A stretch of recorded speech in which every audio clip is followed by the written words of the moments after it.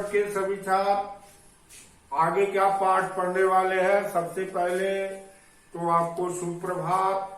आप लोग कुशल और सानंद होंगे, प्रश्नोत्तर लिख रहे होंगे, लिखते होंगे। पाठ जब जैसे ही सुनते हैं प्रश्नोत्तर पढ़ेंगे। आपने अभी तक कबीर को पढ़ा, अब मैं दूसरे पाठ में आ रहा हूं, कविता के दूसरे पाठ में। कविता में दूसरा पाठ ललद्यत का है। ललद्यत के पाठ का नाम है वाक।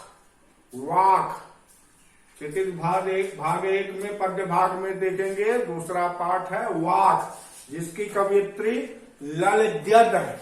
ललद्यत, जिसका अगर नाम लल्लेश्वरी भी है। तो ललद्यत कश्मीरी भाषा की सुप्रसिद्ध कवियत्री थी। इनका जन्म 1320 ईस्वी के लगभग कश्मीर के पामपोर सेक्टर के सिंहपुरा गांव में हुआ था। इनकी जीवन के बारे में किसी को ज्यादा कुछ पता नहीं है। इनकी मृत्यु लगभग 1301 ईस्वी में हुई थी। और ललद्यत ने जिस शैली में अपनी कविता की रचना की है उसी को कहते हैं वाक। ललद्यत ने 4 पंक्ति के छंद लिखने शुरू किए और यह जो कविता लिखने की शैली है वह वाक कहलाती है। तो वाक में आपको यहाँ पहला वाक, दूसरा वाक, तीसरा और चौथा वाक, यहाँ निर्गुण प्रेम को, ईश्वर के प्रति समर्पित प्रेम को कवित्री ने बताया है। पहला वाक देखिए कि रस्सी कच्चे धाग की खींच रही मैंने नाव, जाने कब सुन मेरी पुकार, करे देव भव सागर पार। कच्ची रस्सी, कच्चे धागे की रस्सी, खींच रही मैं नाव, ये दोनों ही प्रतीक है। ये सांस, जीवन को जीने के लिए सांस जरूरी है, उसको रस्सी कच्ची कवियत्री बता रही है कि ये कच्चे धागे के जरिए, सांसों की टूटती हुई डोर के जरिए वह जीवन की नैया खींच रही है।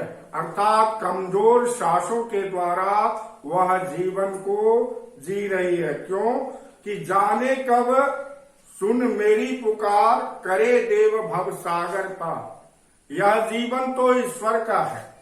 ईश्वर की भक्ति से जो विमुख होते हैं उसकी सांसें टूट टूट कर चलती है। कवित्री की इच्छा है कि ईश्वर उनकी पुकार को सुने और इस भव सागर से उसे मुक्त करे। फिर कहती है कवित्री, पानी टपके कच्चे सकोरे, व्यर्थ प्रयास हो रहे मेरे।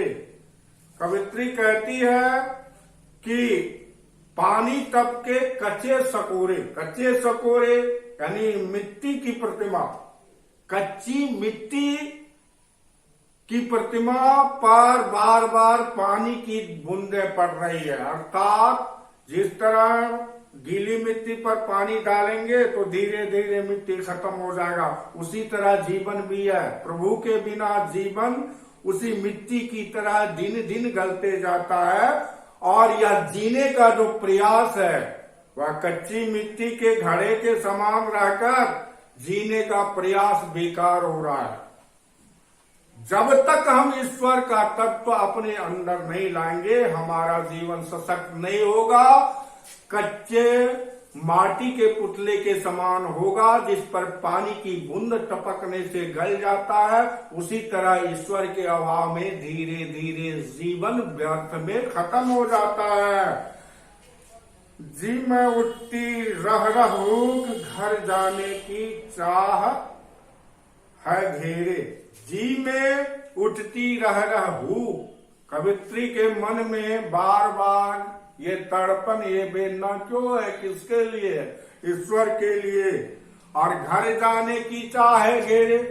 कवित्री कहाँ जाना चाहती है, कोई संसार के प्राणी कहाँ जाना चाहते हैं। आजकल तो मैंने सुना है तुम लोगों से आजकल लोग कोरोना के पास आ रहे हैं, और पहले तो लोग इतने ईश्वर की भक्ति करते थे, शांतिपूर्ण ढंग से ईश्वर के शरण में जाते थे। अभी ये महामारी के चक्कर में पड़कर इधर उधर भागे भागे नहीं फिरते। तो जो ईश्वर के शरण में जाता है वही शांति पाता है, वही पूरा जीवन जी पाता है। तो कवित्री के मन में यह इच्छा है कि वह बड़े ही शांत और सहज भाव से ईश्वर के दरबार तक पहुंच सके, ईश्वर के घर तक पहुंच सके, अर्थात परम गति को प्राप्त कर सके। तो यह पहला वाक्य था जो पूरे प्रतीक के रूप में कवित्री ने बताया। दूसरा वाक्य देखिए आप, चूंकि यहाँ समय कम रहता है इसलिए तेजी तेजी बोल रहा हूं, ग्रहण कीजिएगा सही से।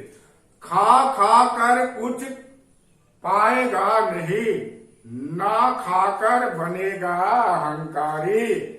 यहाँ मध्यम मार्ग की बातें कहती है कवित्री कि खा खा कर कुछ पाएगा नहीं।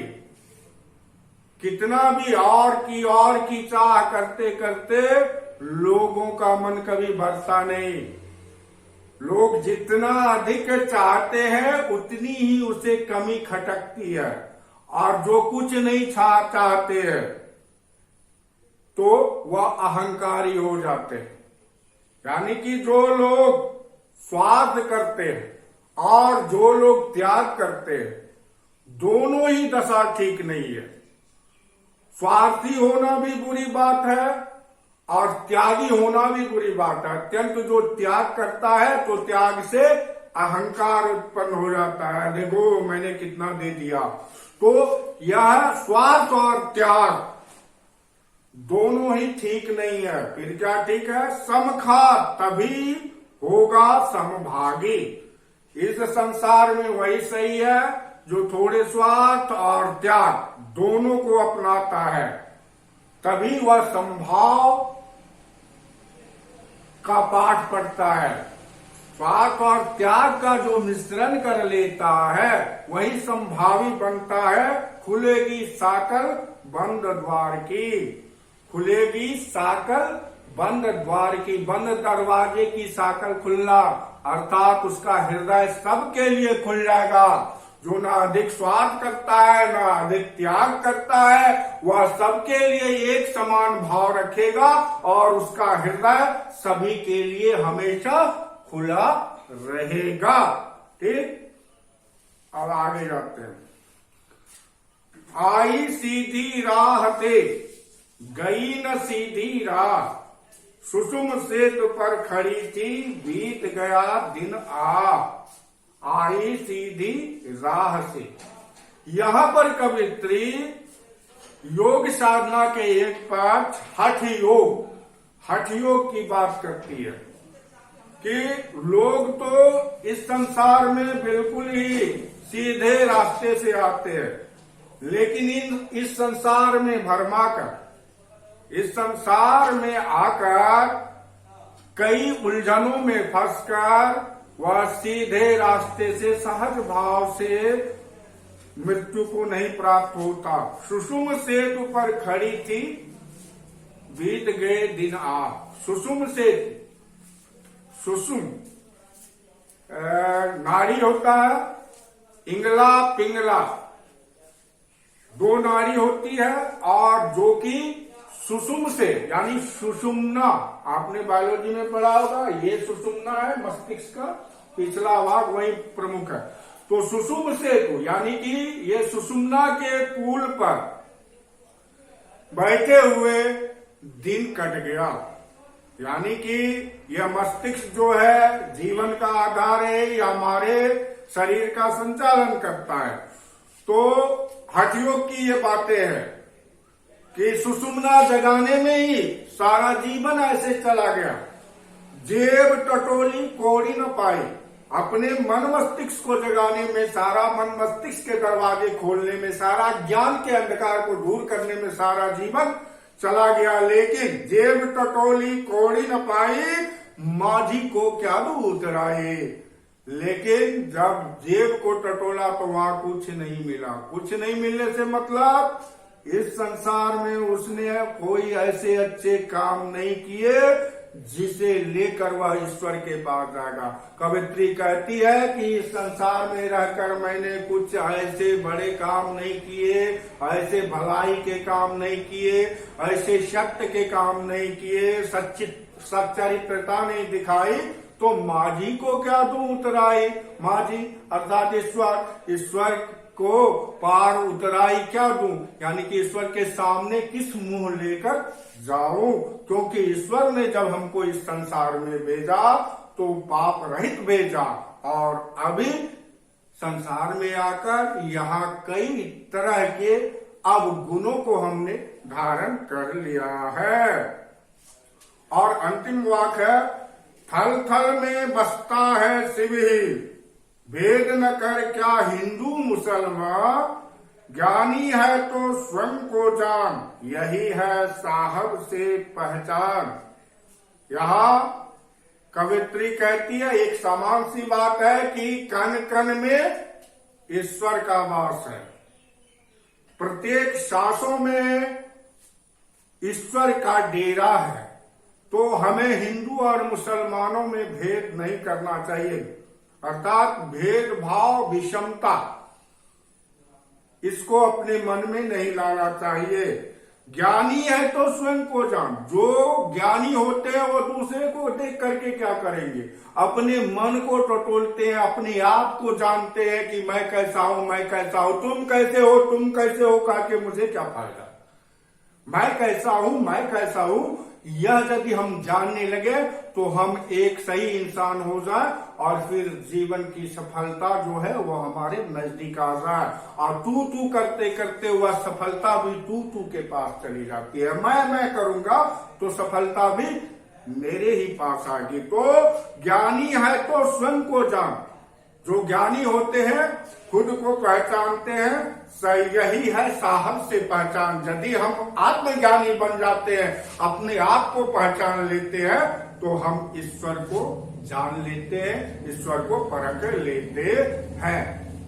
आशा है ये सभी वाक्य को आपने आसानी से समझ लिया होगा। अब इस पर मेरे ख्याल से प्रश्नोत्तर है और कुछ एक शब्दार्थ है। ऐसे नहीं, वाक्य का तो अर्थ मैंने बता दिया और सुषुम सेतु का वह बता दिया। सुषुम्ना नाड़ी रूपी पुल को सुषुम सेतु कहते हैं। साहेब का ईश्वर उतराई, यानी कि जब किसी को नाविक पार लगाता है तो उसके बदले जो मेहनताना देता है उसी को उतराई कहते हैं। तो अब आपको ये पाठ हो गया। इस पर सारे जो प्रश्न उत्तर है ये बनाना है। 2 दिन के अंदर हमें उसे भेजिए बना करके। पीछे का जो भी काम जिनका बाकी है वो करते चलिए, क्योंकि मैं लगातार और पाठ बढ़ाते रहूंगा। समय व्यर्थ में जाए ये सही बात नहीं है। आप लोगों के लिए समय का सदुपयोग करें। अभी भले घर में बैठे हैं तो और अच्छी बात है, चिंतन मनन करें। आशा है आप लोग घर में सही सलामत होंगे, सानंद होंगे। अभी तो 15-20 दिन का भी लॉकडाउन लग गया है, और भी उसको लॉकडाउन को भयावहता से न ले, उसे चिंतन मनन के लिए ले और अपने स्वास्थ्य पर खास ध्यान दे और ज्ञान प्रसार में लगे रहे। जो भी प्रश्न है होमवर्क वाला वो तो आप लोगों को मिल ही जाता है अलग से, या बताने या पढ़ने की जरूरत नहीं है। वहां जो भी दिक्कत होगी उसका मैं समाधान बता सकता हूं। तो प्रश्नोत्तर बनाना और क्या कहते हैं बिल्कुल सही अक्षर में और बर्तनी में अशुद्धता नहीं होनी चाहिए। अब आप प्योर क्या कहते हैं बोर्ड के सीबीएसई बोर्ड के छात्र हैं, इसलिए उस अनुरूप अपने को ढाल लीजिए। बहुत जल्द फिर मिलेंगे अगली कक्षा के साथ, अगली कविता के साथ, और तब मैं थोड़ी और सी भूमिका दूंगा। अभी समय भी कम है और प्रश्नोत्तर बनाने का मैं आपको पहले भी बता चुका था, अब भी बता रहा हूं। अवश्य बनाइए, घर में रहिए, सुखी रहिए, सानंद रहिए। फिर मिलते हैं। धन्यवाद।